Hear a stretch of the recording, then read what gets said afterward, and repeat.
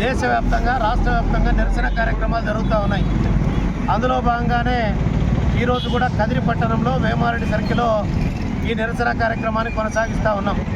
ప్రధానంగా 1750 కోట్ల రూపాయల అవినీతికి సంబంధించి మరి గత ప్రభుత్వ హయాంలో ఈ ఒప్పందాలు చేసుకున్నారని చెప్పి అదాని మరి సెకీ అనేటువంటి కంపెనీతో ఈ రాష్ట్ర ప్రభుత్వం చేసుకుందనేటువంటిది ఒక నేరారోపణ.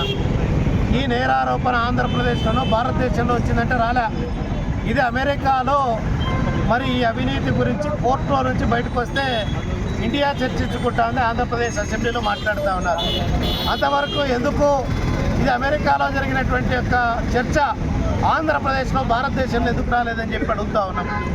కాబట్టి ఇప్పుడు అధికారంలో ఉన్నటువంటి కేంద్ర ప్రభుత్వం నరేంద్ర మోడీ గతంలో ఉన్నటువంటి అదాని మరి నరేంద్ర మోడీతో సఖ్యతగా ఉన్నాడు, ఈ రాష్ట్ర ప్రభుత్వంతో సఖ్యతగా ఉన్నాడు.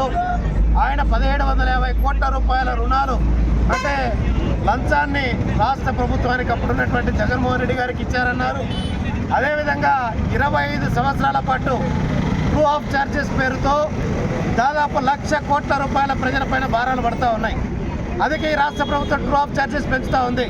మీరు కరెంటు ఛార్జీలు పెంచద్దండి మనం అడుగుతూ ఉంటే ఈ ప్రభుత్వం ఏం చెప్తా ఉంది, ఇది గత ప్రభుత్వం తీసుకున్నటువంటి నిర్ణయము, వాళ్ళు తీసుకున్నటువంటి అగ్రిమెంట్ అంటా ఉన్నారు.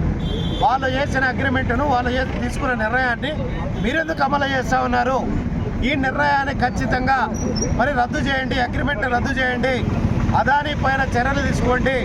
అప్పుడున్నటువంటి రాష్ట్ర ప్రభుత్వ పెద్దలు ఎవరైతే దీంట్లో ఇన్వాల్వ్ అయి ఉన్నారో వారిపైన కూడా చర్యలు తీసుకోవాలని చెప్పి భారత కమ్యూనిస్ట్ పార్టీ సిపిఐగా డిమాండ్ చేస్తూ ఉన్నాం.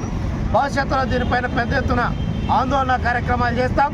గతంలో కూడా ఉమ్మడి ఆంధ్రప్రదేశ్లో 99-2004 మధ్య విద్యుత్ పోరాటం అనేది దాదాపు 100 రోజుల పాటు జరిగినటువంటి పోరాటం ఈ భారతదేశ చరిత్రలోనే మరొక చారిత్రాత్మకమైనటువంటి పోరాటం. అసెంబ్లీ ముట్టడి దాకా పోయింది. ప్రాణ త్యాగాలతో సైతం ఈ రాష్ట్రాన్ని అధికార మార్పిడి చేసిన సంఘటనలు ఈ రాష్ట్రంలో ఉన్నాయనేటువంటి అంశాన్ని కూడా నేను మీకు గుర్తు చేస్తూ ఉన్నా. అదేవిధంగా ఈ రాష్ట్రంలో ఈ విధంగా 1,00,000 కోట్ల రూపాయల పెనుభారాన్ని ప్రజలపైన వేస్తే ఊరుకొని ఉండేది లేదు. భవిష్యత్తులో దీనిపైన పెద్ద ఎత్తున పోరాట కార్యక్రమాలకు రూపుదిద్దుతాం. భవిష్యత్తులో ఆందోళన కార్యక్రమాలు తీసుకుంటాం. ప్రజల్లోకి దీన్ని విరివిగా తీసుకుపోయి చైతన్యం చేసి ఎవరైతే ఈ అగ్రిమెంట్లలో ఉన్నారో, ఎవరైతే ఈ అదానితో అగ్రి అయ్యారో వీటిని రద్దు చేసేంత వరకు కూడా మరి నరేంద్ర మోడీ గారు ఇవన్నీ కూడా చూస్తూ ఉన్నారు తప్ప ఈ అగ్రిమెంట్ గురించి మాట్లాడడంలా. గతంలో కూడా ఆయనే ప్రధానమంత్రిగా ఉన్నాడు. సెకీ సంస్థ గురించి మాట్లాడడంలా. ₹50 వచ్చేటువంటి కరెంటు ఛార్జ్ ఈరోజు సోలారు ₹2 ఎందుకు అగ్రిమెంట్ చేశారనేటువంటి అంశం పైన నోరు మెదపాల నరేంద్ర మోడీ గారిని ఈ సందర్భంగా డిమాండ్ చేస్తా ఉన్నాం.